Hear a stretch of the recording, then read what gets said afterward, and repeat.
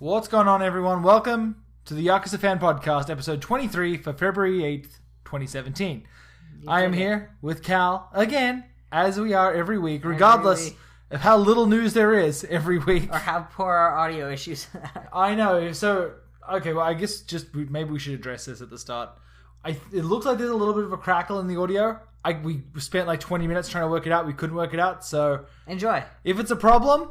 I apologize. If it's not a problem, then, forget we said anything. Yeah. This is just to fill time. I think there's nice microphones on our Amazon wish list. There is almost no news this week. Hint.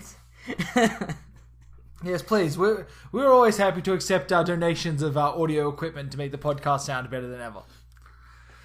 Now, Cal. Yes. Okay, I guess let's... Do we jump in with the news, or do we bury the news? Let's bury the news. Let's make them listen to the whole thing for the single piece of news. Oh, wow. Okay. I don't think we should do that, but that's fine. Okay, fine. Tell them the news. Okay, so there is the third piece of free DLC released now for Yakuza 0. It's of course, a couple of new costumes for Kiryu and Majima. Yeah. And then like a whole bunch of crafting stuff. That's basically it. Okay. Well, thanks for listening, everybody. There's some weapons. There's some crafting stuff. I believe there's one more piece of scheduled DLC. Okay. I believe, or like there's like two more costumes coming, and if memory serves, it's a costume swap. So Kiryu wears Majima's clothes, Majima wears Kiryu's clothes. So that's for next week. Probably it's for next week. I don't think there's anything else in between. I think it was just that in the Japanese release schedule. Okay. The only other thing that's notable this week, is, and we may have mentioned this last week. I don't think so though. Sega Japan and Sony Xperia are teaming up to sell limited edition phone cases. Yeah. Yakuza's 6 smartphone cases for Xperia phones. Xperia phones. They look really sick. I really want one. You don't have an Xperia phone. Not yet do I have an Xperia phone. They still won't send... They never got back to you, did they? No, I didn't. I tried really hard. I reached out to their PR guys and they never emailed me back. Oh, well. It's fine. Okay, so... That was the news. That I think is it. There has been nothing else happening this week at all. It's been radio silent on just about every front. Okay, here's something interesting. Okay. So, I don't know if you know this, but Sony has a new firmware for the PlayStation 4 in the works. Right. I heard about this. Firmware 4.5. I don't remember what the code name is. It's a major update, though. Yes, it is like the first major update of the year. Now, if you have a PlayStation 4 Pro... Which we do. Luckily, yes, we do. They have a hidden feature now in the new firmware, and it's called Boost Mode. Now, Boost Mode takes the processing power of the PS4 and assigns it to games that may not be optimized for the PS4 Pro. So, say like I've seen reports like you load up Bloodborne in the PS4 Pro, and it's like a solid 30 frames a second everywhere. Like there's no slowdown. No slowdown. The enemies on the screen and stuff. Yeah, exactly. There's one specific bridge that every single time you walk over, it drops to 15 frames, no matter what you do, and that's like solid. Oh, okay. So that's a big deal. It'd be like in Dark Souls 1 going down to Blighttown if that was actually functional. Exactly. What else? There was... I've heard reports of some games crashing. I think... is it Abzu? I don't know. Nothing of value was lost. No, I like Abzu. One of the games... I don't know. There's a bunch of games that are just crashing when you have boost mode on because it's just... They're really not optimized for it. Right. And this is something that's not... probably meant to work with everything perfectly. It's just something they added in. It's something extra. It's like, hey, you guys have extra processing power. Why don't you give that to your game? Just see if it works. Yeah. So the best part about this is I've been seeing reports and I watched a few videos going around of people testing out Yakuza 0 with the PS4 Pro boost mode. Okay. And for anyone that's played 0, you must know by now the just scary amount of screen tearing that appears in that game. Yeah. Every single time. Every time you run. Every time you turn the camera slightly, the screen will tear. Well, in the running, now, that transition between the two speeds of walking to running, this game just breaks. Oh, yeah, it's really bad for that. So, from what I've been seeing around online, activating boost mode eliminates screen tearing. again, take that with a grain of salt. I have seen videos. It looks really good. Yeah. I don't know if it's constant, but it's better. It looks a lot better. And just from what people have played with it so far, apparently it fixes the issues that Zero has. Well, this is probably the most positive update for the Pro so far. It almost justifies me having a Pro. Almost. Like, I want to replay through Bloodborne, and I'm still playing through Zero. I know, I want to play Bloodborne. Oh, you know what? You're waiting. You waited for the right time. I know. This is how I do things. I always wait for that most optimum time to play Souls games. Mm-hmm. That's why I played Scholar of the First Sin instead of Dark Souls 2. Oh, yeah, don't even get me started. Okay, that's basically it. There is no more Yakuza related news. It was a very slow news week. It was a very slow news week. There is nothing I can think of that's even close. Again, the quest continues to try and find the new J-drama based on Yakuza 6. It is out on other streaming services in Japan, allegedly. DVDs are being sold. If you have access to give those to us somehow, aka, maybe you've seen them online somewhere and you don't know what to do with them, send them to me. I'll find them a place. Let me know. Okay, so let's just jump into our gaming week. What have we been doing? What have we been playing? Yes. We have things to talk about. From video games to Dungeons and Dragons. Cal? Dungeons and Dragons. What have you been playing this week? No, well, okay, fine. I have been playing pretty much just one game. Okay. And it's too spooky. Did I play anything else besides this one game I'm going to talk about? Yes, you played 2 other games, I believe. Oh, yeah! I forgot about those games. Okay, let me tell you about this game, guys. The games that are free for Plus this month are amazing. They're really good. What was one? Starwall. Starwall? Where Yep. you play as a narwhal. Yep. Okay, it's basically like a jousting game. Yes. But instead of having knights with sticks, you have a space narwhal that flops around the screen, and you've got to try and use your horn to pierce the heart of the other narwhal. Yeah. It's got this great 1980s aesthetic. There's it's all neon shit everywhere. The narwhals are flipping around. You've got a taunt button. Yeah. There's costumes. The costumes are the best part. It's so weird. There's a Solaire costume. Yeah. A T-Rex head and lightsabers. So if you have Plus, check out Starwall. It's fun. It's a great game. Is it online multiplayer? I don't know. Oh. We played it for not very long. We should check because that would be a good competition. It would be. That would be a lot of fun, actually. So Starwall's really good. It's free for Plus right now. Grab that. There was one more. There was another game that was free for Plus as well. Yeah. Wasn't there? There's that ninja game and Starwall, and there's one more. Why don't you talk about the ninja game? What we think? Oh, okay. Because that's what you played. We'll go back and forth because we played a lot of the same games except for you played this one. Okay. So I played. I don't remember the name of the game. Okay. I played it very briefly. Cute ninja game. It's this adorable little ninja game. It really reminds me of Ninja Gaiden and Mega Man and even Kid Dracula for the NES. It's on PlayStation 4. It's free with Plus right now. Basically, he plays just like a little ninja who has to go through levels and throw shurikens at bad guys. It is so difficult. Hang on. We could be playing Little Big Planet 3. Yeah, we could be. You know what? Maybe you didn't play anything else. I think I was going to boot up the other free game and then you chickened out. Not a hero? Yeah, that was it. Yeah, you played Ninja Senki DX. Ninja Senki? Yeah. Oh, that's also a Vita game. Yeah, I know. It's crossplay. Yeah. Yeah, it's great.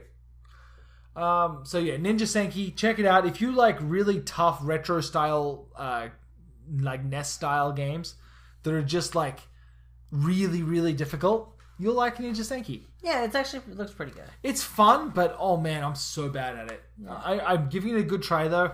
After finding out that I really like The Binding of Isaac, I'm trying to make more of an effort to put time into these free games. Because most of them are pretty good. Most of them aren't. Last month, I think we got Day of the Tentacle. Yeah. Which would be great if we didn't just buy that 2 months ago. I know. Did you play anything else besides the other game we played together? I played...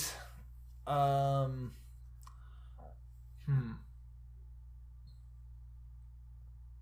don't know. I don't think... Oh! I played Legends of something... Trails of Cold Steel? Or something like that. What? Okay, hold on. I need to look this up now. It's a Vita game. Okay. I think it's Legends of Heroes Trails of Cold Steel. Why did you play this? Because it's been on my to-do list. Oh. Okay. Well, in the meantime, I got a work story for you. Oh, here it is. Here. Okay. Legends of Heroes: Trails of Cold Steel. I've never heard of this. What is this game? Okay. Basically, you play as like a class full of high school students in a world where you have like Magitech. Okay. So imagine like the world just hit the industrial age, okay, Yeah. or like starting to get to like the steampunk age, and then all of a sudden, Magitech is found, and you have this rapid period of advancement. Like you blow through from the industrial age to the magic age, Right. like within a few hundred years. And people that have this magical aura suddenly become, like super nations. Okay. So you play as this class of high school kids, where basically there's like different castes, like different what's the word I'm looking for here? Different levels, different. What are you talking about? Groups of people that don't like each other. But are they of the same rank? Hierarchy? Social hierarchy? So yeah, okay. So there are different social hierarchy. I don't know what Come you're on, talking books. about. What are you doing? I don't know. I'm tired. Okay. I worked all day. Yeah, look, we all did. So yeah, basically the school is like this elite private school, and there's a social hierarchy there where the more prominent families get better treatment. Okay, For the- hierarchy is the word you want. Yes. So for the first time ever, this class 7 is all of these different groups are being lumped into one class where everyone is equals. Okay. And you have to play out the school year in this like magic school, and like they're training you for like warfare. Okay. And like the game starts off and you like find like this place where they're housing a whole shitloads of mech, and like you as the class is kind of going through discovering it, like trying to work out what's going on, and then it like jumps back in time to your very first day of school, and you have to play through meeting all your classmates, building these relationships. Oh. It's a full-on JRPG, but so is it kind of it's so Persona-y? good. No, it's not Persona-y at all. It's more like So you don't actually have any social relationships, it's just the story. I haven't got that far yet. I've only just beaten... This game sounds terrible. Oh, no, I've never played this. no. It's really, really good. I am thoroughly impressed with everything that I'm doing so far. Every single character is so well written. I hate RPGs, though, so... You know what? I usually dislike RPGs, and I really dislike the school environment. Persona's the only one that gets away with it. Oh, yeah, Persona. This is going really well so far. It hasn't hit that point yet where I'm like, ugh, I don't know. Every single thing that I'm doing, I'm enjoying. And that is extraordinarily rare. Well, that's good. Yeah, I'm actually really happy with it. Other than that, what else have I been playing? I think that's pretty much it. Except for that one game. More or less. Which, can we talk about it now? Yakuza 0. I can't stop playing Yakuza 0. I'm still... I have such limited time to play. I've been going through doing submissions. I've been doing some more of those friendships. Holy shit. It is the gift that keeps on giving, Yakuza 0. Cal, I don't know what you've been doing, but it can't be nearly as important as playing through Yakuza 0. So we've been playing Until Dawn, which... Stay tuned for my episode on our other sub-channel of all the reasons why they got Canada wrong. But besides that, I have so many rants here. This game is fucking terrifying. I don't like it. I hate it. It's not that bad. I hate jump scares. I've been watching this Resident Evil Let's Play all week. Yeah. Shouts out Super Best Friends. You guys are cool. But holy shit, I can't... Like, I get scared watching the Let's Play. Yeah. Just because of how scary Resident Evil is. I'm finding, like, the dread of... What? I'm finding the dread in... Until Dawn easier to deal with. It's not dread, it's jump scares. That's the problem. But that's the dread. Like, I know... Every time that there hasn't been a jump scare but for Resident 20 Evil minutes. doesn't have jump scares. Yes, it does. It is? That's what the new one is? It's not jump scares. It's like a sense of foreboding. Like at any moment, the bad guy could pop up. Like I hate that. It's all resource managing. No. It seems really, really good. I like horror games, but I don't like jump scares. Like I like the original Resident Evil. Jump scares were used very sparingly. I like, and it was like, oh, there's a zombie there. I like the idea. That's the other thing I played this week. Oh yeah, you played the original. I played Resident Evil Remake. I played the first. Deacon finally got to play it. I've had it sitting on my hard drive forever. And I finally sat down and I played like the first 30 minutes. Yeah, I would say so. I beat the original, or the GameCube You did remake. not beat the game. Yes, I First of all, did. this is the same thing. It's just been upraised. I know. I'm just saying. I beat that years ago. There's no way. I did too. I found a blue gem. I don't know what it does. Well, I can't remember. Sorry. It was like 15 years ago that I played that stupid That's game. absolutely no excuse. I have a poor memory for that. So back to Until Dawn. Okay, so we were playing Until Dawn. First, Deacon made me play, and I started playing. And the beginning of the game is, you said you were going to turn the sound off. The beginning of the game isn't too bad. It's not very scary. I went into it going, okay, you know what, this is going to be fine. It's not that great of a horror game. Yeah. And I don't do jump scares. Why don't you think it's that great of a horror game? It's just not it's not. I love it. But it's not terrifying. Like, it's not Silent Hill. It's not Resident Evil. No, but you know what? I've been finding that it's been building. Yeah, it has been. You're right. It didn't start off as that great of a horror game because it was just teens in a cabin, and it's slowly building the creepiness. But it's not in such a natural way that it's not as scary as other horror games. Like I don't think so. We were playing Outlast demo, and I did not like that game. That game was scary. That game was great. And this one, comparatively, I can handle this. But I really like horror games. I just don't like I love the suspense. Like playing horror I love games. the tension. I just don't like it when things jump out in my face. And there was like a literal screamer in this game. Yeah. And that really just made me mad. It's just cheap, and I don't like it. But the game is good. In the context of the game, it works so well. In the context of the game, it makes sense. But I just don't like it. I think it's such a perfect game of build that suspense. Yeah. You know what's coming, and then they get you, and then you're like, oh, the tension. Yeah. Okay, but there's two things I want to talk about that this game does. First of all is that you go through these bits where they ask you, like, what's scarier, and you have to answer. And I'm horribly arachnophobic. You do? So everyone email Cal your pictures of spiders. If you do that, I will block you. Spider emoji coming to the Discord. No spider emoji. No. We got 2 new emojis today. I don't care. It's no awful. Spiders. Unless it's, like, Spooky House of Jump Scare spider. No, that was pretty adorable. That one's acceptable. So then the second time you revisit this room, there's a spider in a jar, and then there's another scene where a spider crawls across the camera, but you're on the camera's point of view, so it crawls across your screen. Ugh. It's terrifying. I did not like that. It wasn't even that scary. It was really good. Spooky. You know what? That didn't get me like the Screamer did. Then the second thing that's really cool that it does is when a spooky thing happens, but not a real spooky thing, the stupid spooky things that are like, ha, you got scared by that thing that wasn't scary. When the jump scares happen. Yeah, but they weren't even, not all of the jump scares. Most of the jump scares are dumb. But yeah, so it records you with the PlayStation camera, which is absolutely hilarious, except for it didn't record the best one. I was so mad. Which one's the best one? So there's this one bit where I'll just spoil it. Slight spoilers. Slight spoilers for Until Dawn. You look at on the Yakuza fan podcast. You look in a car window and there's a mask there, but when you first see it, it like pops up. It kind of looks like a face. Like it's scary. Yeah. And I wasn't expecting it. I was playing. It scared the shit out of me. I tried to give the controller to Deacon while also closing my eyes. Yeah. And I smacked him in the face with the controller. I remember this. I was there. So, of course, we're cuddled up on the couch so that, nothing can scare us. Because it's safer. Exactly. It's safety in numbers. So I'm sitting like right next to you. And this thing pops up and just all of a sudden I just get smashed in the face. That's because I didn't want to play anymore. Like just out of nowhere. But I was so mad they didn't record this. Right in the jaw. So I think that is maybe the best use of the PlayStation camera I've ever seen in my entire life. It turns on without notifying you.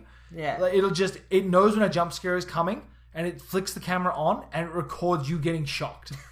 And so now we have all of these clips of us just getting this shit scared out of us. No, it is not. It is clips of you getting the shit scared out of you. It is clips of you saying stock still and stoic and me hiding behind a blanket silently.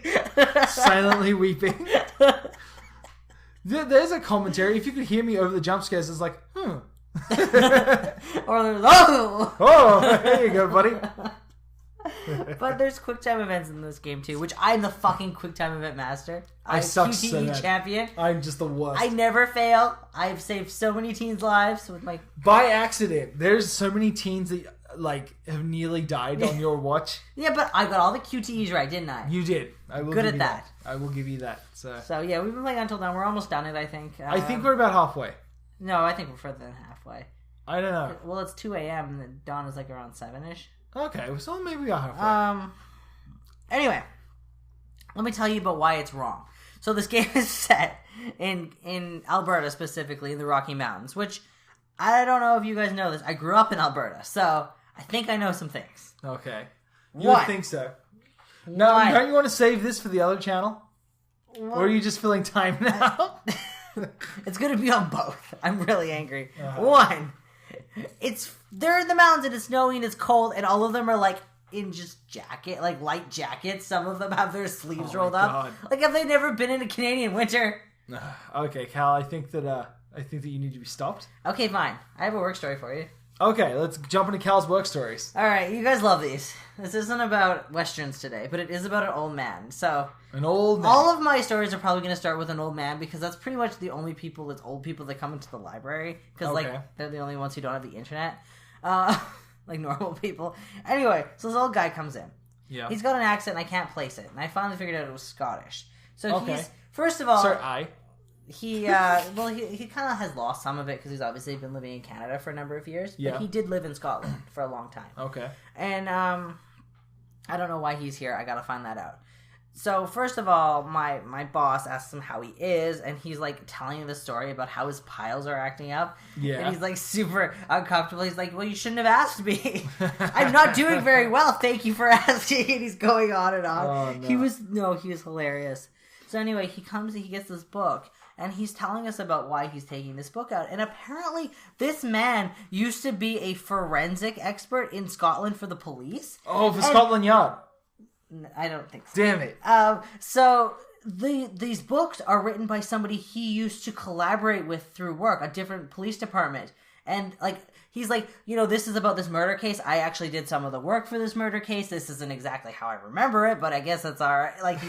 It's interesting to see his take on stuff. Or there was another thing, I kind of only heard half the conversation, where there was some orphan adopted or something, and he's like, and in the books they say it was a boy, but I remember it being a girl, or it was the other way around. That's interesting. Yeah, I was like, this guy can come and talk to me at any point, and he's like 80 at least years old, right? Yeah. This old guy, but yeah, he was some kind of He's like, I remember my first murder case I worked on. I'm like, oh my god, this is so cool. That's so cool. So, what was his first murder case? It was the one in the book. So I gotta find out when he returns this book. Was this guy a plant by the publisher to get people to check out this book? I don't know, because this was super interesting. I read the most interesting people. You don't expect it because we live in the smallest town. Yeah. This town where I work is. How many people do you think live there? Probably maybe 2,000. Yeah, it's so small. Yeah, and you've got a library. Yeah, barely. Yeah, but the library serves how many other towns? That's true. That's very, very true. So that was my only work story, I think, that I can think of right now. Okay. I had another one, but I can't remember it now. Because remember I told you earlier I was going to tell you something, but I don't remember what it was. You never gave me any hints. You just said, "Hey, I got this great story for you. I'm going to tell you it on the podcast." Yeah. Well, I didn't say it was great story. I said I had a work story. It's a story. Fair enough. Okay, so... Do you have any stories? No, I haven't done anything. My last few days have been just work. We've slowly been turning a church website into a septic cleanup service website. So there's not really a whole lot to change.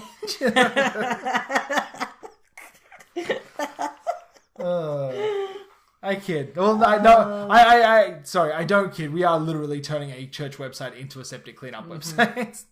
Mm-hmm. Other than that, thinking about shutting down the Discord because you all suck. No one is thinking of shutting down the Discord. Don't listen to him. That is the biggest load of crap. I would never shut down the Discord. It is way too cool in there. It has taken a life of its own. It really has. Oh, okay. This Friday night. Okay. There is a live viewing of Tokyo Tribe where everyone's going to be hanging out in the Discord. I think I'm going to do my best to make it, but I think I might have plans Friday. Mm-hmm. So around about the time when it's supposed to be happening. But everyone come in, hang out. We're going to be live watching a movie. One of our backers, Fort Cannon, is putting it together. We're all just going to be watching this great Japanese musical. I started watching it on Netflix a few days ago. It is so good. It's fucking amazing. It is like, if Yakuza was a musical, it would be Tokyo Tribe. Yeah, it is really good. 100% recommend checking it out. So yeah, jump in the Discord Friday. I'm going to make sure this goes up Friday morning so you guys have a chance to listen to this. Yeah. But please, if you're interested, come hang out, say hi. Go to yakuzafan.com, click the Discord link. It should take you right there. And I think they want to do it more, so if you've missed it now, you've listened to this podcast late or something, check there, because I think they're doing more stuff. Yeah, exactly. Maybe I should put like a little countdown or something if like this is going to be a regular thing. We'll see. Maybe. We'll see. I don't know. I don't trust them to put anything. Like, last time I checked, they were watching stuff that wasn't so wholesome. Yeah.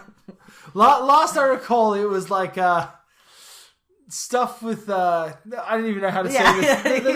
There's no good way to say this. Y'all need Jesus. Y'all are terrible. You're making a mockery of the Discord and everything it stands for. Yes. Bringing shame to the Yakuza franchise. Yeah, exactly. I expect a pinky from each and every one of you. So Cal, what? I want to talk about favorite video games. Okay, I want to talk about the movie we watched, but fine. Okay, well, why don't we do your one first, then we can jump in. No, it's fine. No. I just wanted, what was it called, Arrival? Yes, we watched Arrival. I just want to tell everyone how fucking sick Arrival is. It was if you pretty haven't good. seen it, go and watch it. It was pretty good. That's all I wanted to say. Yeah. I can't say anything without spoiling it. Yeah, I don't want to spoiler it. So go watch it. Official movie recommendation right here. Okay, I think we can give the basic plot, though. Okay. So aliens. Aliens land on Earth in, was it 12 different countries? And yes. the one in the US gets this goal to come and learn how to speak their language. Like, we need to communicate with them to find out why they're here. Yeah. And so they get this goal to come, and she's like a linguistics... A linguist, yeah. A linguist, yeah. Like one of the top linguists in the world. Yeah, and she had already worked with the CIA in the past, so she had CIA clearance. And this is all based off a short story, by the way. Yeah. So anyway, so she goes to help the government learn how to communicate with this insanely awesome alien race. Yeah. I think that this incomprehensible alien race was so amazing. Yeah. Like, I haven't been this impressed with a monster in a movie. Like, you know what I mean? It's not a monster, but like, you know, well, it is in the sense that it is otherworldly. Yeah. I haven't been this impressed with an otherworldly being in a movie since we watched The Mist. Like, The Mist had the best monster. Like, if Half-Life was a movie, I would want the effects team that did The Mist. Oh, but The Mist was so sad. Oh, The Mist was so good. I was so sad. I didn't like that. I don't like Stephen King. Okay, you know what? Here's my movie recommendation. Go watch The Mist. No, read the book. No, go watch the movie. Go to a library and check the book out. No, don't. Just go watch the movie. It's way better. I hate Stephen King. I'm just saying this right now. I hate him. Nah. As a person, he's cool, but I like books... I like Stephen King because he writes under pseudonyms, and then he gives his recommendation as Stephen King on the books that he writes under his pseudonyms. See, I like him as a person. I think he's fucking... This book is extremely well written, Stephen King, on his own books. Yeah, I love that kind of stuff. Like, anytime that you can screw the system over to like push yourself forward, I love it. Well, but I've seen him on Twitter and stuff. He's actually a really funny guy. And really? I didn't even know he was on Twitter. Yeah. I love that. Anyway. Okay, so do we want to talk about favorite games? Yes, I want to talk about favorite games. Okay, we don't want to do more Switch talk this time around. There's nothing happening with the Switch. It continues to be overpriced.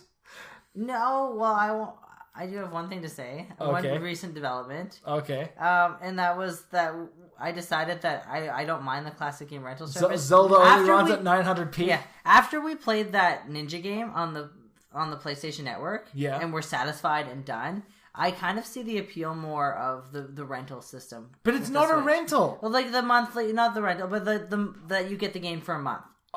Because remember, the online's probably going to be half the price. But just because I play the game and then I'm done with it. Like, most of the time with Plus games, I try them out and then I don't play them anyway. Okay. So, I don't really see a huge difference in this system. The only thing that Nintendo should do, though, is discount those games as well for permanent purchase. Only during that month? Yeah. Okay, you know what? That's fair. So, like, say... If the online service is, what, $25 a year, right? Yeah. That's what it was looking like? So, if the online service is $25 a year... Yeah.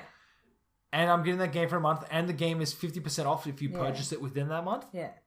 But I'm even kind if of it's okay with not on sale, like I'm going to give you an example of a game that I really want to replay. Like right now, I would play. Yeah. Mischief Maker. Yeah. I've been dying to play that. I game. would I'm love just in a mood a for remake of Mischief Makers. But even not, but like just a re-release. Yeah. Say Mischief Makers comes out for the month for free. Yeah. Atlas is Atlas, right? I'm not sure. I think Mischief Makers is Atlas. Atlas, if you're listening, we need Mischief Makers. Yes, I demand Mischief Makers, please. Oh, that would be so good. Anyway, so it comes out on the service, right? Oh. Say it's my free game for the month, and I can only play it this month. Okay. I only need a month to finish Mischief Makers. You are insane. Well, I'm never going to 100% it because that game's impossible. Okay. But to finish the story and to get enough to the point where I'm like, I'm done, I can leave it. And keep in mind, people, I own this game. There is only on the Nintendo 64. I can play it at any time. 3 things that I want to see in Mischief Makers, and then I'm done with it. It's someone yelling, "Help me, Marina." Yeah. It's through fire justice is served to punish evil forces I have been charged. And I want to hear someone yell, "Shake, shake." Yes. So that's what I'm saying. Those are the staples of the Mischief Makers and then series. You're like, you know what? I've had enough Mischief Makers. I'm done. That game isn't long. Like, to not... Bullshit! That if game you is don't insane. get all the gold crystals, if you just finish it to the point where... and you don't get the true ending, then the game isn't that long. Oh, I don't know. I feel like it's really long. Not the completionist one. I can finish that game in like 6 hours. Oh, it was Treasure, not Atlas. Okay. You know what? Either way, Atlas, if you're listening, talk to Treasure, get us a re-release of Mischief Makers. Make it happen. Yeah, I don't care how, just do it. You're not on How Long to Beat. I don't need to be how long to beat. I'm anyway, just looking at the wiki article. Anyway, so like I will be satisfied. I can't think of a classic game that won't have the same effect. That I won't be over it in a month. Plus, it'll encourage me to play these games and try them out because I only have a month to play them. I guess I don't know. I'm a little bit. But can you tell me a classic game that you have a hankering to play and then would need forever to have that need satisfied? I mean, I do, but it's not a NES game. Well, give me a classic Nintendo game. Okay, classic Nintendo game? Yeah. Ugh, okay. Super Mario 64. But if you play it that month it comes out, and then you're good for the next couple years. That game is only 12 hours long to 100%. No, it's not. It is way longer than 12 hours. No, it's not. We did a gaming marathon. Oh, you might be right, actually. Okay, hold on. Okay, maybe like 15, if you're bad at it, which we are. Okay, I'm looking up the How Long to Beat on Mario 64. How long do you think it is? 15 hours. I'm going to guess, I don't know, 13 hours. So 13 hours, main and close. extras 20 hours. Completion, well, this is... Completionist is 25. That's bullshit. Rush 15, that's more like it. These people have to be bad at the game because we did a run of that game 100% run in 15 hours. I feel like Banjo-Kazooie is way shorter. Or maybe we just know what we're doing. Well, would that be accurate? Well, I know what I'm doing in Mario 64 as well. Yeah, but I feel like even then... Yeah, see, look, it's way shorter, actually. But that's another example. We just replayed Banjo-Kazooie not long ago, and I'm good for the next couple of years. Like, I could use it on my Vita, I'll be honest. But, well, we're on the Switch. But you wouldn't play it. You wouldn't. I wouldn't. Like, that's my point. There's no classic game that I can think of that is going to make me go, I need this game forever. Because I won and done, and then I'm good till the next console generation. I suppose. But still. Well, you're going to have a lot of fun playing this with just Zelda. Yeah, I got Zelda, Splatoon, and then Mario. I'm good all year. Okay. I don't have time for video games. One game every 3 months is enough for me. I've been wanting to get Neo so badly. And this is a side tangent. Like, I love the Dark Souls series. When I played through that Neo beta, it was really good. And I've been, like, getting hyped up for it. I've been talking to Kamurocho Haruka on Twitter. He's, like, super into it. Yeah. Like, I'm so jealous with how lots of people on my Twitter are super into it. Yeah. It looks really good. And then, like, I can't afford it to start with. It is.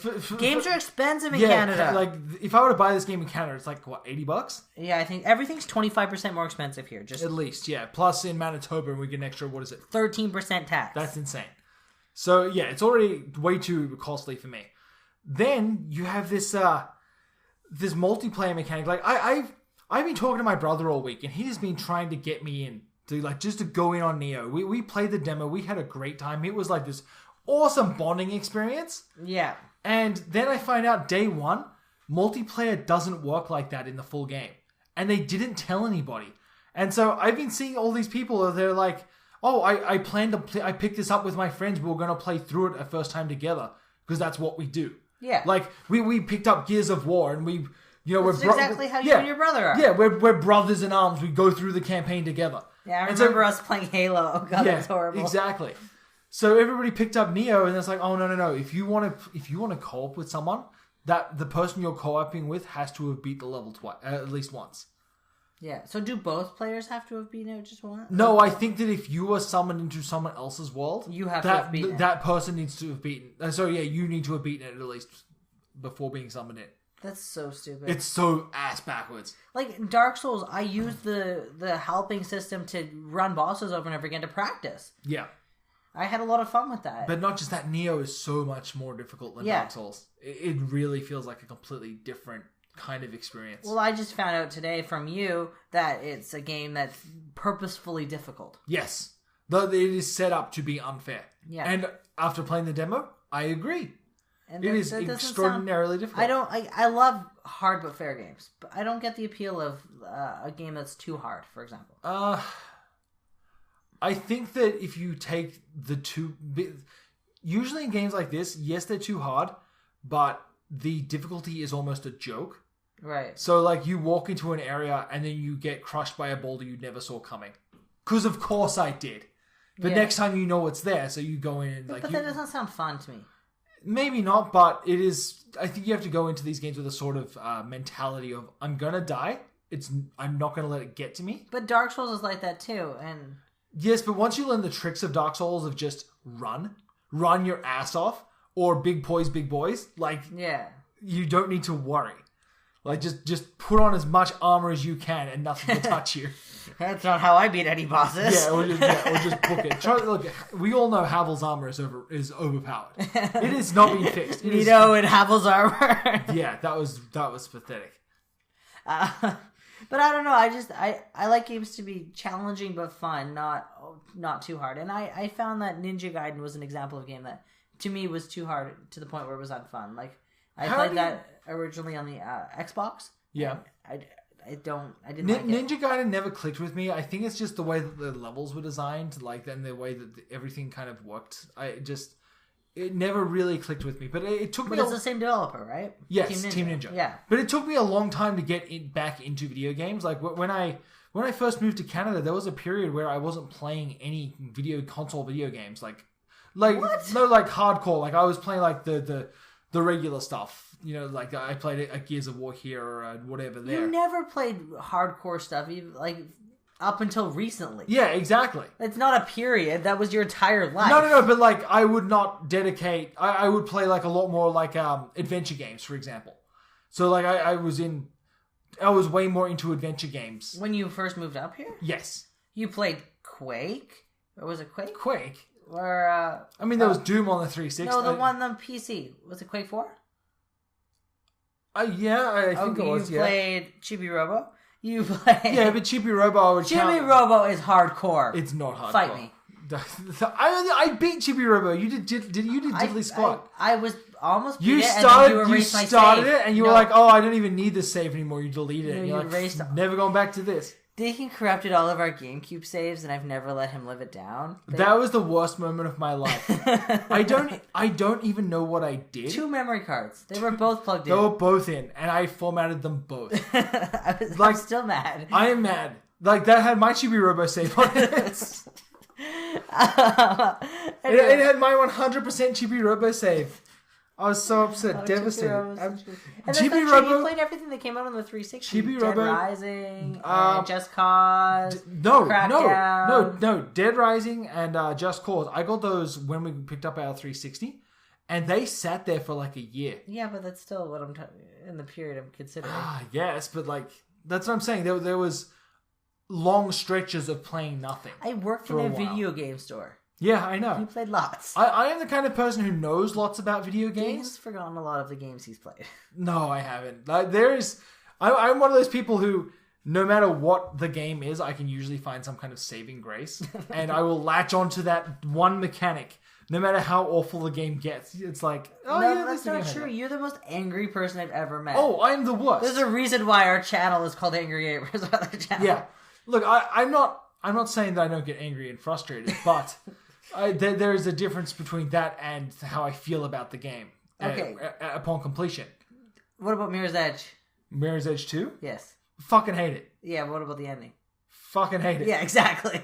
Where's the saving grace? There was no saving grace. Okay, so if anyone wants to watch a hilarious Let's Play... Oh, that was the worst. Go to angry-gamers.com and watch Deacon's Mirror's Edge 2. I forgot that I recorded an entire playthrough of Mirror's Edge 2. It is the same environments over and over again. Like, the fact that they put out an open world for that game was such a misstep in game design. It really was. No one wanted that. It was so poorly done. Oh, that makes me so mad. So, Deacon, tell me about your favorite video games. Yeah. Okay, so how do we want to do this? Do we want to go... I don't know. This was your idea. Okay, well, I was thinking maybe just console generations. Like, okay. We'll start back at the NES and then go forward. Okay? Okay, fine. So, I'll do one, then you do one. Sounds good. Back and forth. Okay, so... NES. Let's start back there. Now, I never had an NES back when neither did I. When I was like a little kid, but I came to it later. Yeah.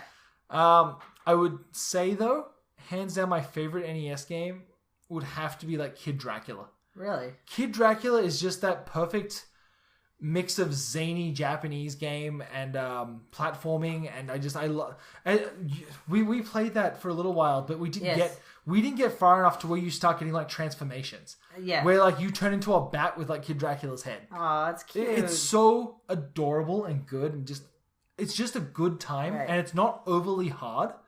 It's just something that you can just turn on and play and enjoy. Yeah, it's just like your classic video game. Yeah, no, it's not like your classic video game. It's like it's easy. it's like a classic video game that was meant for fun. Yeah.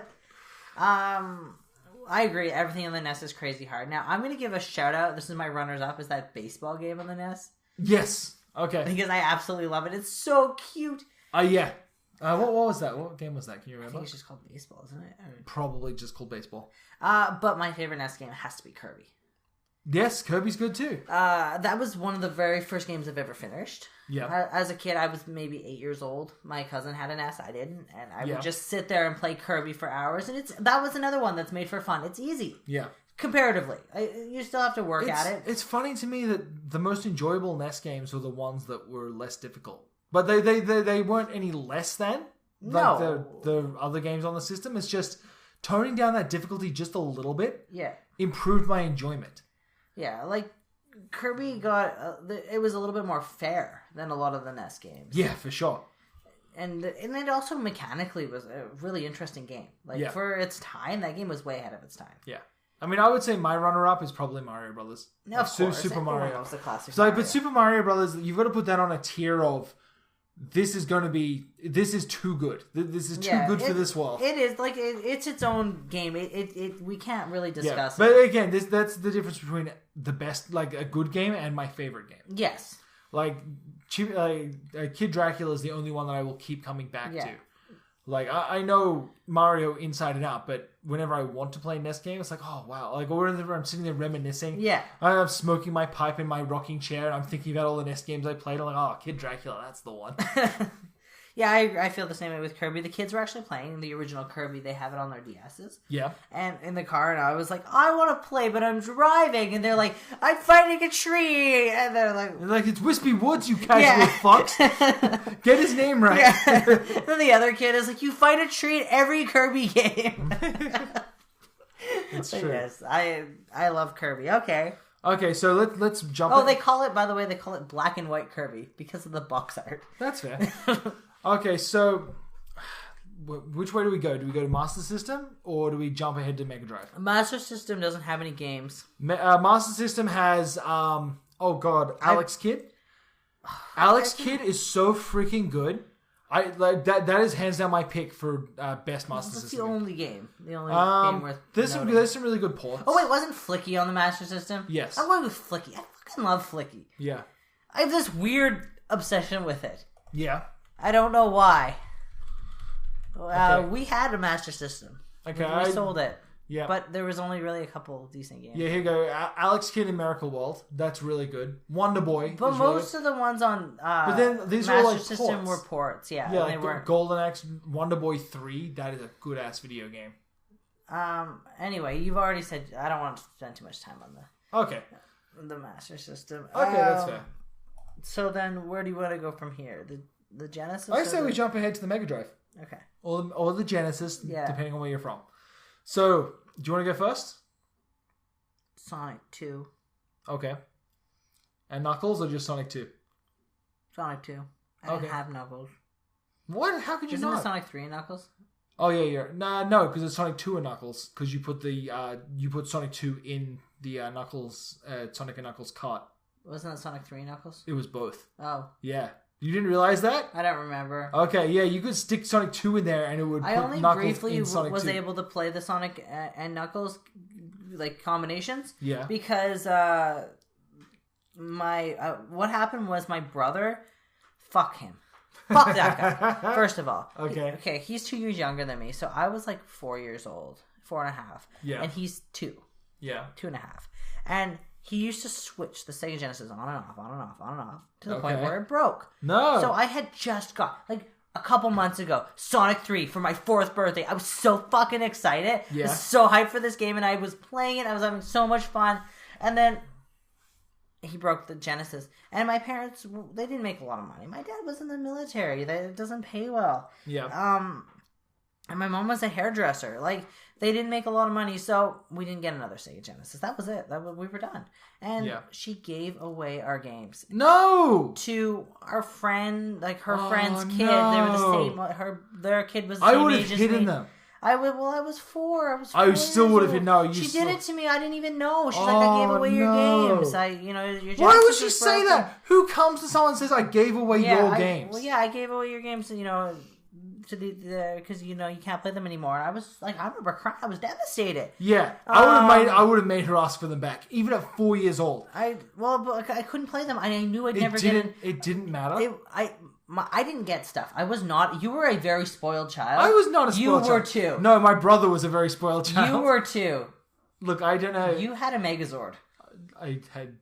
No, I didn't. I had a Dragon Zord. Fuck you. Okay, but you had more than just one Power Ranger, which is what I had. Nope, incorrect. Dragon Zord only has a singular Power Ranger, and that is Tommy the Green Ranger. Okay, but you had Go a fuck whole big yourself. robot, After the black candle was lit and he was brought forth to defeat the Power Rangers, they turned him to the side of good, and he eventually became the White Ranger. Go fuck yourself. I know, but I didn't have any of that because I was poor, and you had money. Your parents had money. Your dad was an airline mechanic. Yeah.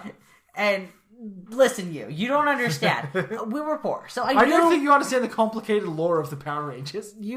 I was 5 years old watching the Power Rangers. You were 9. Neither here nor there. But I understood it. I knew I was never getting another Sega Genesis. It was clear. I never got things. Not getting a fucking Megazord now either. It was a big deal to get a new video game for me. Yeah. And I knew it was never happening again. So I was just devastated. I was, a little kid. And anyway, the only time I ever got to play Sonic 3 and Knuckles was when I went over to this friend's house of mine and played my own version of Sonic 3 on his game of Sonic and Knuckles. You're kidding. And then Sonic 2 was my cousin's. I had borrowed it, so. Okay. So Sonic 2 is your pick? Yeah, Sonic 2 is my pick because I played that more than Sonic 3 because my Sonic 3 was given away so quickly after I got it. Okay. But I used to borrow my cousin's copy of Sonic 2 and play that on my Genesis before that. Well, my dad's Genesis. So I would have been like 3.5 years old playing this stupid game. Okay. Well, let's just take a little sidebar here because I've always wondered, out of all of the Sonic games, what is your favorite special stage? Like, from all the classic Sonic games. I like the one that's like the half pipe. That's Sonic 2. Yeah. Okay. I think Sonic 2 is my favorite. Sonic 3 and I think Sonic and Knuckles is the one with the collect blue spheres. I really don't like that one. Like, yeah, I don't like that one I get what it's trying to do. I've just never been a fan. Sonic 3 also had the one where it's a gumball machine. Oh, I like that one. That one was fun. But I think I forgot about that one. Yeah, but hands down the best one is Sonic 2, right? Sonic 1's is just bizarre. I don't like Sonic 1. Like, can you remember what that one is? It's like It's like a constantly turning environment. Yeah, it's always turning. I hate that one. You have to get it in the... Yeah, like, and then you got like land on crystals to make them disappear, and then you can fall in and get the Chaos Emerald. I hate that one. Okay, so what's your favorite Genesis game? Okay, I know the answer, but... Do you? Yeah. I think the answer may surprise you. I always change my answer just based on how I feel. Yeah, it's true. But I've got to say the one that I always keep coming back to every single time is Quackshot. Yeah. Is that the one you expected? Yeah. Oh, you asked me what my favorite Sonic game was anyway, didn't you? Not Genesis game. No, I said Genesis game. Okay. You okay? Yes, I'm okay. I'm tired. Okay. And I knew you were going to say... Is there a gas leak in here? No, I knew you were going to say Quackshot. Yes. Quackshot is so good. There is a Quackshot story that you're not allowed to tell. I'm not allowed to tell. Lachlan, my brother, I love you so much. God rest his soul. Yeah, pretty much. But Quackshot is like... Does he listen to this podcast? I don't know. Quackshot is just one of those games that was made like in the era of fantastic Disney licensed games. Like you had you had Aladdin and on the Genesis specifically, not on the SNES. Yeah, all the Genesis games, like the Lion King. Yeah, how good was the Lion King? Yeah. Yeah. Quackshot is just. It is the best Indiana Jones game. It's so good. And you know what's funny is the legacy continues because Quackshot on the Dreamcast is also... Is it Quackshot or... no, that's Donald Duck's Quack Attack. Right. I find that any game that has the DuckTales license is amazing. Like, I don't think they've made a bad game with the DuckTales license yet. Double Fine tried when they remade the SNES game. Like, they remade the NES game, the DuckTales NES game. Yeah. I hear it wasn't as good because it was like 3D environments with 2D sprites. Right. But you know what they did? They pulled the 90-something-year-old voice actor of Scrooge McDuck out of retirement to record new lines. That is pretty badass. The whole thing is fully voice acted by the original cast of DuckTales. That is amazing. Right? So the whole... 30 years ago. Yeah. So the whole game is just worth playing. Like, it's... There are some bad parts of that game. But it is fully voice acted by the cast. Oh gosh, you're yelling. It's so good. I know I'm yelling. I can see the levels. But I digress. Play Quackshot on the Mega Drive. Okay, so let's jump ahead again. SNES. SNES? Okay, yeah, okay. Let's jump to the side. Yeah, side jump all over the SNES because it's a piece of shit and there's no good games for it. Let's go forward to the Dreamcast. Sidestepping the PlayStation and the N64. Cal is giving me death stares. Okay, let's... You don't have a favorite SNES game? No. I have a favorite SNES game. Okay, what is it? No, you tell me yours first. I had to tell mine first last time. Oh, damn it. Okay. Oh, you don't know. You don't even have one. I have to think about it. Why do you have to think? You should just know. This is the first thing that comes to mind. The very first SNES game that comes to mind is Super Mario World. You don't even like Super Mario World. I do. I love Super Mario World. You've never even finished it. I have. I've 105% of it. No, you haven't. 102% of it. You have not. I have too. No, you haven't. I have too. I went all the way through Star Road. I jumped on the little Goomba and turned all of the other Goombas around the world into little Mario heads. Fuck you. What happens at the end of Star Road? Like, what happens? You go through Groovy and Tubular and all those. Oh, you watched the YouTuber? Yeah, go fuck yourself. I have played so much Mario. I don't even believe that you could finish it. I don't even believe you have the skills. You don't even know. Okay, how do you get the different exits in Choco Island? I feel like I'm a girl who's being asked. How do you get the different exits in Chocolate Island? The first one. I don't remember. I beat this when I was a kid. You did. I'm sorry this was such a big event for you that you still remember it now. I don't believe that you beat it. I think that you watched someone play it. Probably your brother. No, I have beaten Super Mario World. I've seen you play video games. You're really bad at them. I am, but for whatever reason, I am tenacious with video games. I am bad at them, but I will throw myself against the wall until I get it. I just really don't believe that you beat Mario World. Okay, what game is your favorite then, Smartass? Mario World. Yeah, exactly. My favorite game. Surprise, surprise. You know that, though. I'm trying to think I'm obsessed with Mario World. I got a Mario World story. So, when I was a kid... Okay. I would have been 7. Yeah.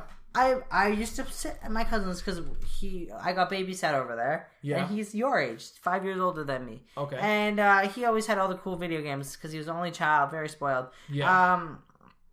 And he had Mario World. And he had two game rooms. Upstairs, like I said, there was just him and his mom. So there was 3 bedrooms upstairs, his mom's room, his room, and then the spare bedroom, which was a gaming room. Okay. And then downstairs in the basement was done up like a games room. So there was a computer, a pool table, and another TV with video games. Okay. So the SNES was upstairs, and when he was downstairs playing with his friends, I got sent upstairs to go play the SNES. Okay. So, because I was pesky. I've been doing a little bit of research here, and I get the feeling we're both going to change our games in about 3 seconds, okay? All right. So you keep going with your story. So anyway, I used to have, but his friend used to be stuck babysitting his little brother. Uh-huh. So I had this kid who would sit there with me, and we would just play Super Mario World while we were being ignored by all the big kids. Yeah. But, that was it. Like we played together this one summer, and then we never really saw each other. And then when I went to romance, I switched schools and went to a different middle school. And found out years later that it ended up in his class and ended up friends with him again. That's kind of cool. And I only found out who he was when I learned who his brother was, because I remember his brother. I didn't remember him, like his name. That's funny. But I saw a lot more of his older brother than him. Yeah. So, yeah, and actually we're still friends now. That is fantastic. Okay, so I think that we need to change our games. I was wrong. Mario World is not my favorite SNES game. Okay. Mystical Ninja, I think it's 4. Yeah. I don't remember. I never played this game. Mystical Ninja is the most fun, like, SNES game. Like, it's just it's so bizarre, and everything is so adorable and well designed. I love Mystical Ninja on the 64. Yeah, that's up in my head for maybe my favorite N64 game as well. Like, yeah. I love Mystical Ninja 64, but Mystical Ninja on the SNES, I picked this one because I sat there and played this through with my brother. Like one summer holiday, we just sat through and we're like, hey, what do you want to do? Why don't we play through every Mystical Ninja game? And they're all co-opable. Oh, are they? Yeah. So we just sat there and we marathon. Except for the one on the... Except for the one on the N64. Yeah, Mystical Ninja 1. But all the other ones are like 2-player, like at the same time. Like, but they're just so cute and they're so much fun. So I fully suggest if you can find a copy of Mystical Ninja on the SNES, check it out. Yeah. It is there is no better game, and if there is one franchise I wish Konami would actually get off their ass and do something with, it would be the Mystical Ninja franchise. I completely agree, and like even on the 64, like the Mystical Ninja Stein Goemon was pretty good, and then the sequel. The sequel isn't as good. It isn't as good, but at least it's fully co-opable as well. The sequel is a return to what they were like on the SNES. Yeah, well, like, it's close to the PS1 version. No, it's close to the SNES version. Is it? Like, yeah, the PS1 version is like set in the future. I think it's really good. We played that one. Did we? Yeah. Okay, so now I want to throw this out to you. What? For your favorite SNES game. What? Would that not be Earthbound, your favorite game of all time? Well, that falls in the category of Mario. Too good? Yeah. Okay. Earthbound doesn't even make lists. Oh, Earthbound it's one of those... Earthbound is the paper that you write other less good games on. No, it's like, okay, what's that one movie that can't be in best movie lists? Oh, shit. I was thinking about it earlier, and now I can't remember. Oh, shit, what they say? It's Rosebud, and it is... That's the cheat for The Sims to get money. Oh, what is that? Oh, shit. Well, anyway, it's like that movie. Okay. Citizen Kane? Yes, that's the one. Yeah. Oh, man, I was thinking about that earlier, and it just totally left my head. Anyway, so it's like Citizen Kane. You can't enter it in lists because it's too good. Okay. Earthbound is the best game. Let me tell you guys, real quick.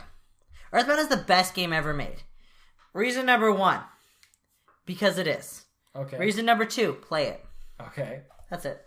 That's fair. Okay, so... My brother-in-law, your brother... Yeah. Well, that was a... anyway, he refuses to play Earthbound. He refuses to play Undertale. But, like, he bought Earthbound, and he played it, but it took him forever. Yeah. For me to get him to play that game. And then he played it, and he was like, oh, it was alright. It's like, well, yeah, you idiot. You grind it for the Sword of Kings on your first playthrough. Nobody should ever do that. Okay, full disclosure, I did that. So here's my you played it Here is my first experience with Earthbound. I had it on my PSP on an emulator, and it was the best way to experience that game because it cut out all of the bullshit.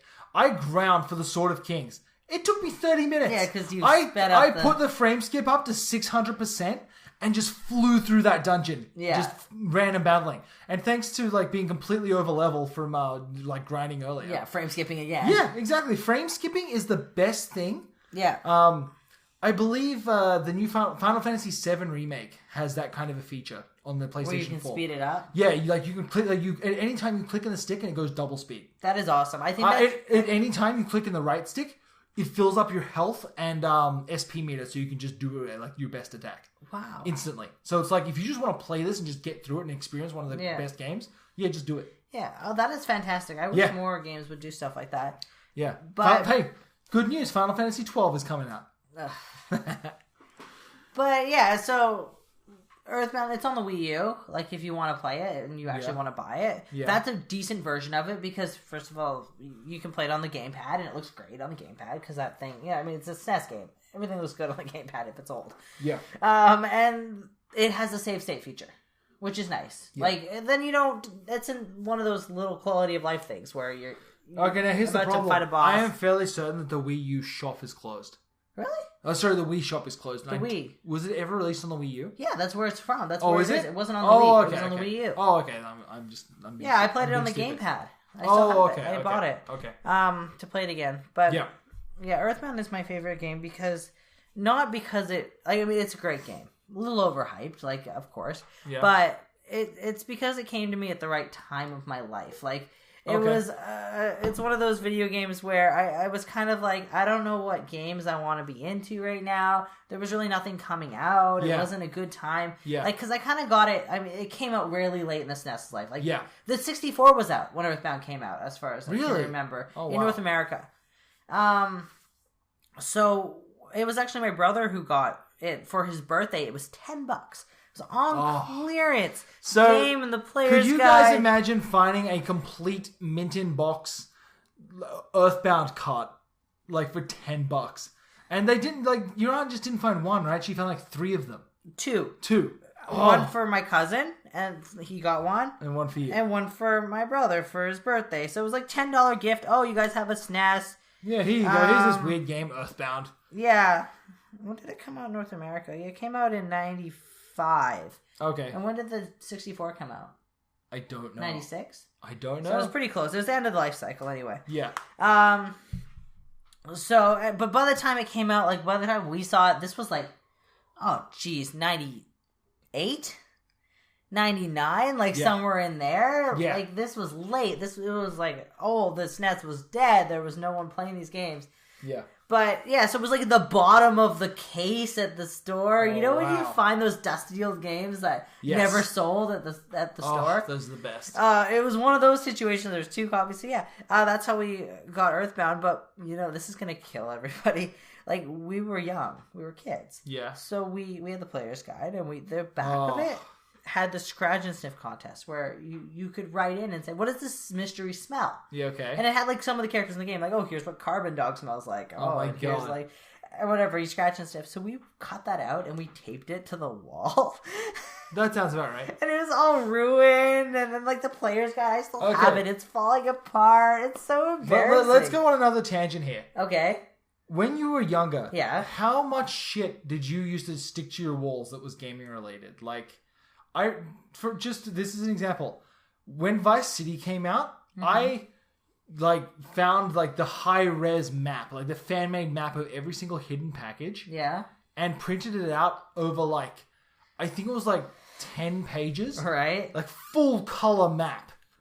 And I would have been murdered if I did that. I used tape, taped them all together, and stuck the entire thing on my, like, the hallway in my parents' the way our house kind of worked, you kind of like have it like a transitionary room between the front of the house and the back of the house. And so it was right in the middle of the walkway there. Yeah. Where it hung until I left home. Your mom is odd. Yeah. She just allows that, whatever.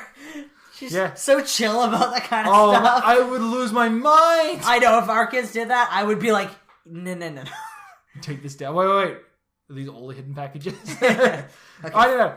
I see that's hard for me because I'm the kind of person who's like, okay, I get this. No, but if it looks shitty, like all of our posters are framed. We are those kinds of people. Very true. I had the poster that came in the Vice City case. Yeah. And I had that hanging up. I had quite a bit. We had a Nintendo Power subscription. Oh, so we would hang posters up from that. Must have been nice. But my cousin's room, again, like, this very spoiled. He had Nintendo Power back from, like, classic Nintendo Power. Yeah. So, like, his bedroom was all, like, SNES, like, Donkey Kong Country, and, like, the coolest shit. Yeah. I was always super jealous. I wasn't allowed, though. Like, when I was younger, I wasn't allowed to hang anything. I grew up in a very clean, very well-decorated, like, middle class. Yeah. What you'd expect house. So Yeah. I would have been in trouble. Okay. But then when I got older, my mom gave up, and I got to do whatever I wanted. That's fair. Okay, so we're running out of time here, so let's just move forward a little Never out of time. We're on a very strict time. Let me just point out to everybody that and we're only on a time limit because we want to play until dawn. But let me just point out that at the beginning of every podcast, Deacon says to me, "Why are we even doing this? We have nothing to talk about." Hey. And I say to him every week, "You always talk for an hour. You'll find a way." Hey, this topic's good. I like this. We I don't know if we'll get this topic done this week, so we expect the return of this next week, I think. So why don't we when there's more DLC costumes and nothing else. Yeah, exactly. So what's the where do we go from SNES? SNES? Yeah, do we jump forward to N64? That was next, right? Yeah. The 64 or the Sega Saturn. I didn't play enough of the Saturn to comment. Like, I mean, I'm gonna say Knights. I was not a fan of. I didn't like Knights. I'm still not a fan of. I remember going to Toys R Us in the States. Like one time when we were on vacation, we went to the US. Yeah. And I remember walking into a Toys R Us. They had a demo station set up. The Sega Saturn Knights. Here's this weird controller with an analog stick. What the fuck is going on? Yeah. And I remember picking it up and being like, oh, I don't like this. Like, I did a flip. Like, I don't think I gave it a very good chance, though. Like, I started, like, mid-level and, like, you know how in Knights, if you don't keep up your combo, you revert back to a human and you just kind of run around the level? And I don't know what you do then.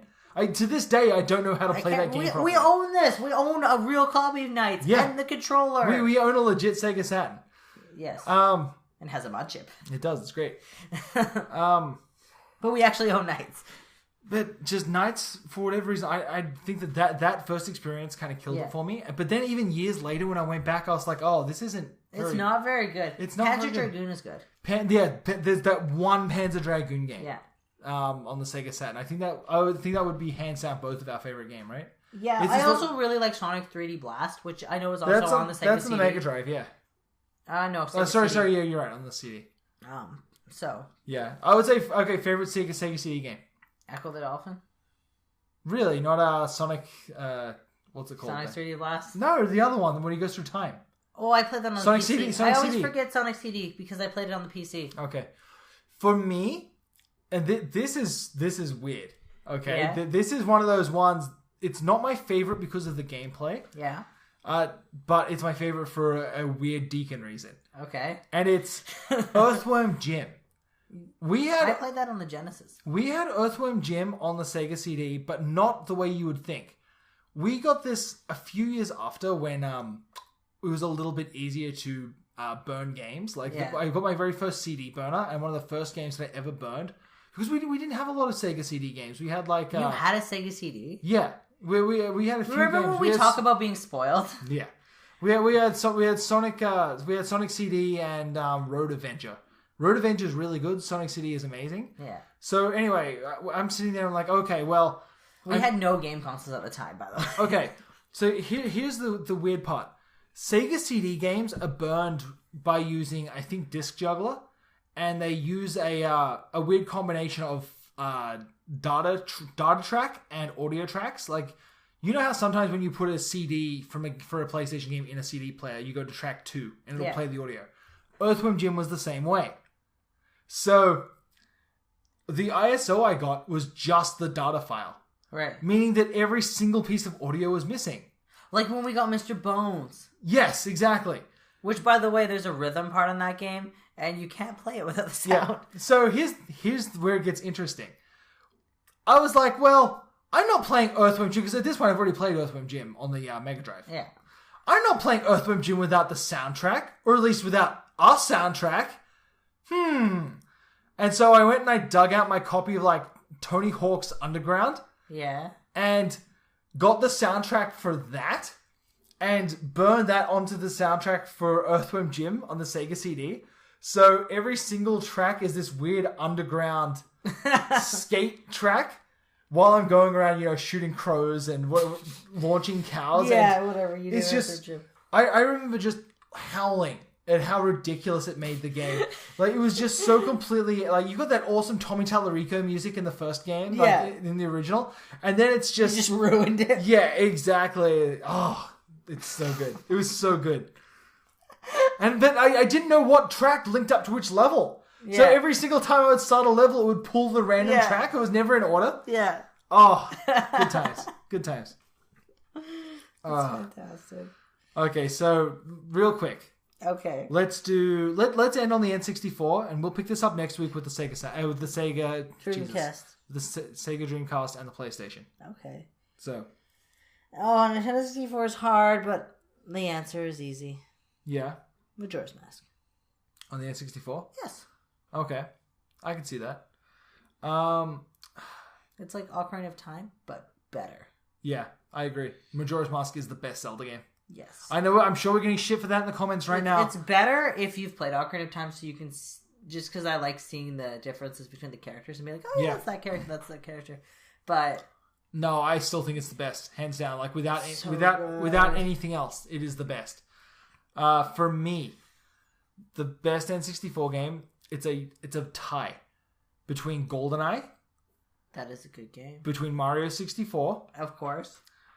Between Mischief Makers. See, my other game is going to be Harvest Moon. Harvest Moon 64 is really good too. Right? It's not there for me, but I know how good it is. It's so good. It's like I've put so many hours into that game. Yeah, that was probably like one of the first games where it felt really immersive. Like, you did have Harvest Moon games before that. Well, there was the one on the SNES and then the PS1. Yeah, but the 3D graphics.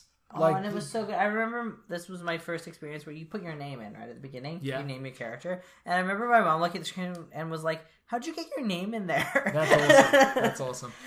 I've got to say, though, I think hands down the one game for the N64 that I keep thinking about and every few years want to go back to, and like, it's just that the perfect game of the time, and that's got to be Banjo-Kazooie. Banjo-Kazooie is so good. We just replayed it. Yeah, and it holds up. Like, it does. Like, even on the original N64 card, the Banjo-Kazooie itself holds up. It really does. Like, I agree. The 64, in my opinion, like, I know a lot of, like, of course the Dreamcast has a lot of good games, but the 64 does as well. Yeah. I was looking at the launch lineup for the Dreamcast and the N64. The N64 had, like, 2 games at launch. One of them was Mario 64. The Dreamcast had, like, 12. Like, it was insane. When I got my 64, which was late, into like, it was already out for, I think, a year. Yeah. We got Mario 64, I think, came with it. Yeah. At the time. And then we got Mario Kart and Bomberman Hero. Like, oh, they're so good. There wasn't a lot out for it, though. Like, Smash wasn't even out then. Smash is another one on my list. Like, I don't usually play a lot of fighting games, but it's the original Smash and N64. Yeah. Like, I am, like, pro with Samus. I am the basement king with Samus. Yeah. Oh, I was like that with Kirby, even. Yeah. And Pikachu. But Samus, I will wreck you any day of the week. Mario Party, though, was so much fun. Like, the hours I sunk into Mario Party. Yeah. Like, in the minigame island, or getting all the stars. Yeah. No, totally. And that, like, again, the Mario Party games have never been as good as the first one. Do you remember the first time that we're playing through Smash and you beat the game and it pops up with that a new challenger approaches warning? Yeah. And it was like, oh my god, what is going on? Yeah. And then, like, this fucking... Wasn't it Luigi? Yeah, I think Luigi's the very first one. You're like, oh shit, this changes everything. And of course, you're playing through, usually with Mario in your first run. Yeah. Like, typically, I'm pretty sure I think I played with Mario first run just to see what he was like. Yeah, I'm pretty sure I picked Kirby. Probably. But, like, remember, at the time, I didn't have a strong affinity for Nintendo characters. Like, Goemon wasn't in it, so what do I give a shit? Like, that's so funny. Like, everyone has this affinity for Samus and Metroid from the SNES and Other M. The only thing that I know Samus from is Smash. So for me, my Samus lore is she's like the best fighter in the tournament.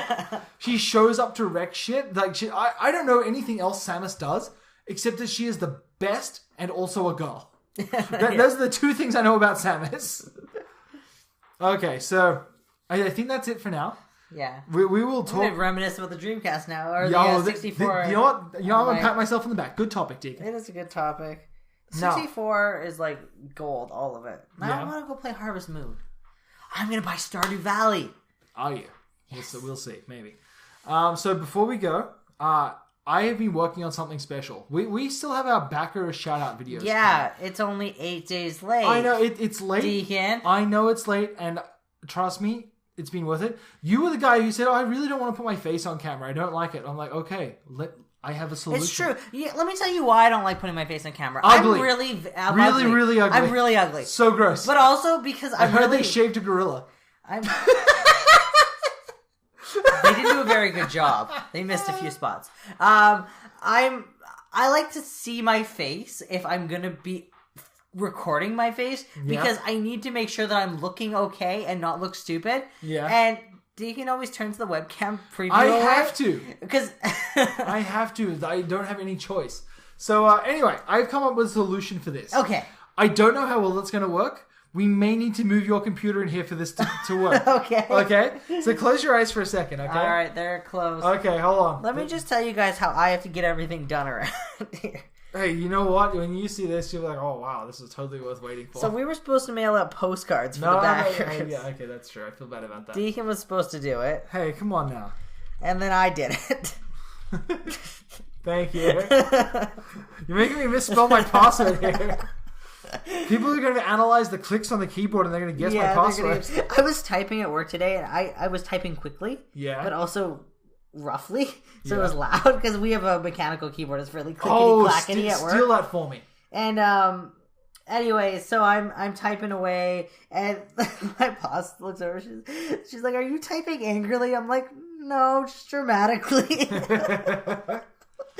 I didn't even know it was that loud. I didn't notice, right? Because I just kind of was standing up and typing. Yeah. Anyway, I was working on program notes, if you want to know. What kind of program? We're doing a Dogman comic creator. Oh, wow. I know, it's so exciting. I'm going to teach kids how to read comic books. I thought you were going to teach them how to make comic yeah, books. that's the second. I only wrote that's part two of your plan. It's 3 weeks of lessons. It's a 3-prong plan? It's a 3-week lesson plan. Okay.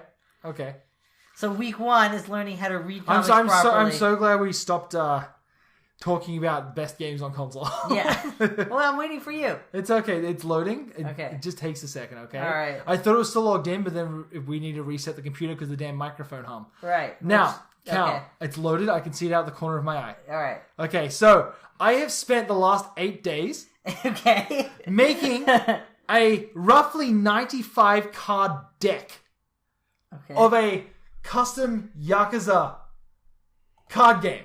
Okay. It has 2 sets of dice, a shitload of cards that you need to learn how to play this. Like, look, I can draw a card. Why did you do all this by yourself? Flip the card. Okay, so I've just drawn a card. Okay, you know that I'm better at everything than you. No. Why did you set out to do this on your own? Because because I needed to get this look on your face when I reveal this. So this is a property capturing game. Okay. So you choose your faction. You can shuffle this deck over here. Okay. They can't see it. I'm just letting you know how this works. Okay. So imagine there's 3 piles of cards in front of you. One of them, you pull your card out. That's the person you're playing as. Yeah. Okay. And then there is there is So right now we're playing. If you guys wanted to know, we're playing as the Pleasure King. Yeah. Exactly. So the Pleasure King's here. So anyway, then you come up here to your property deck. Yeah. Okay. And we take a card from there. Wait, first of all, let's shuffle that. Shuffle. Okay, we've shuffled the property deck. We're taking a property card. Yeah. Okay, now this is our home base. The vacant lot. Okay. Now the vacant lot has a defensive 7, but you can only put 1 card on it. Right. Okay, so this is now our home base. All right. So now, hang on a second. You actually learned how to play a card game in order to build this deck? Yes. So hold on. That's impressive. Let me draw. Hold on. I still haven't taught you how to play Munchkin. Now I have 3 cards. Okay, so these 3 property cards. Why are we drawing 3 cards? These ones go in the middle. Okay. I don't get it. This is the worst explanation for a game I've ever seen. These 3 cards are going to be your. They're the neutral properties. They're the ones that you need to try and capture. Okay. Okay. So imagine you got someone else on the other side of the board and they've just done the same thing. All right. Now, We are going to need another computer. we are. So, after you've done that, you draw yourself 5 of these cards. Thank you. All right. And you put them in your hand. So what are we going to do? Screen cap I don't know how... both of our... Like, use OBS to screen cap both of our screens, and then we'll just side-by-side them? Possibly. Leave a comment and tell us what you want if you're a backer. So, right now, here are the different cards that I have. A lot of work has gone into this. You don't understand.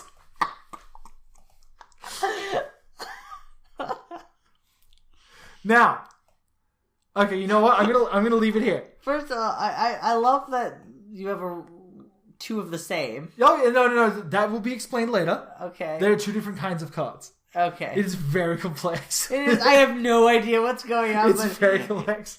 You're enticed, right? Spoilers, there's a binary domain card. It's so good. Now, eventually, I can open this up, and I can have up to 4 players playing at the same time online. Oh, no. So expect... But can you... If you're the member of the Discord, let me know if you're interested in playing. Yeah, they're all going to be interested. Because eventually we're going to be playing what I have dubbed Real Estate Royale, where you need to get all of these properties and drive the other person out of business. That's the crux of this game.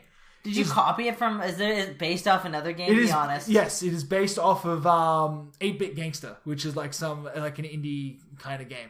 Is it the exact same thing, basically? More or less, but every single thing here is completely custom. Like right, all the cards are yours, but the gameplay style is theirs. Yes, exactly. Think of it as a total conversion mod. Yes. Anyway. It's like a custom deck. Exactly. So... Trust me, like, you're looking at this right now. This looks pretty good, right? It does. Come on, you're pretty impressed, right? Yeah? You should see his face. Yeah, I'm so happy with this reveal. He's just grinning. I'm so happy with this reveal. You're so proud of yourself. You don't understand. Like, hold on. Once again, there are 79 cards left in this deck. What is wrong with you? There are so many more important things you could have done. Mostly... Forging the Dragon needs to be completed. No. This is way more intense. Hold on a second. Let me... Here's what I can do. I can flip this deck. Okay, look, there's a stamina. I can flip the deck, and then I'll draw out... let's draw out 24 cards. Okay. Holy shit. Yeah. And they're all... Okay, I'll give them some highlights. There's some cards. No, okay. You know what? No. Pick. You get to tell them one card. Okay, I want to tell them... Distraction!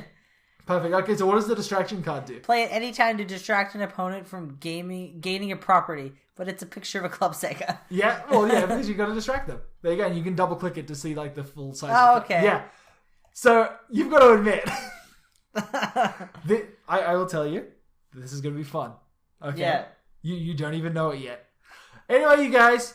Okay. Look forward to our Back and Thanks video where we're going to be playing this. Yeah. We may not play through a whole game, but we may be playing it through the backer the backer shout out video. Yeah. Like the backer Q&A video. Yeah. Exclusively for Patreon. If you like what we're doing, shoot us $1 on Patreon. Whatever you can, it helps keep the lights on. So $1 a month gets you exclusive Discord stuff. Yep. And our exclusive... Tell you what, $1 a month, you can make a card for the deck, and I will add it to the game. As long as it's not overpowered, you tell me your idea, and I will add it to the deck. Yeah, with balancing. Yes, exactly. No balancing. Look, some of these are so overpowered. I'll tell you, there is like this one here. Yeah. This is the Tiger Saejima card. Yeah. You pick an opponent's card and send it to prison for 25 years. Okay, you discard. You pick your opponent's card and you discard the card. That's crazy. Yeah. Oh, some of these are insane. Like, it's gonna be like Yu-Gi-Oh! There's gonna be banned cards from the set. Yeah, like there's so like this one here. Take a Hitman card from an opponent's active property and add it to your hand. Yeah. So if someone if someone wins one of these properties and then they assign a card to it. I don't even understand how this game works. I'm going to explain it to you in detail. I know, There's I will be posting the full rule book online. So it looks a lot more complex than it is. The way you're explaining it is complex. It looks a lot more complex than it is, but it's actually very, very doable. So anyway, you guys, thank you so much for listening. Yeah. Look forward to this. Wait. What's the tier for them to get the backer videos? Oh, yes. If you want to watch our backer Q&A videos, also Yeah. that card is crazy OP. Mr. Shakedown. Yeah, but, okay, you set it as a unit card, and it has an offense and defense of 7. That is nearly 3 higher than the best card in the game. Mr. Shakedown. It's so overpowered. But it's Mr. Shakedown. It really is. Okay, at $5 So a at month? $5, you get access to our backer Q&A video where we're answering your questions. Any questions? Any question you have, no matter what it is, we're going to answer it. It comes out as a great big video podcast typically. Yeah. That comes out around the first of the month usually. when I'm not making amazing card games. Yeah.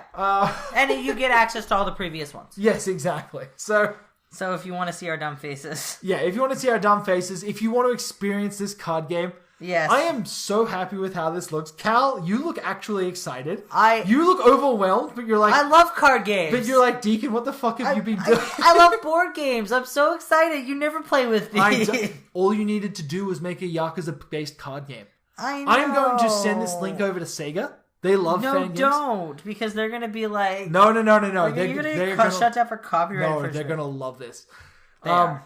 Okay, so anyway, you guys, thank you so much for listening. Yeah. We will catch you next week. I know this is an extra long episode, but you needed to be hyped up as much as I am. Get hype, everybody. Oh, okay. Okay, well, thank you guys, and we will talk to you next week. Goodbye. Goodbye.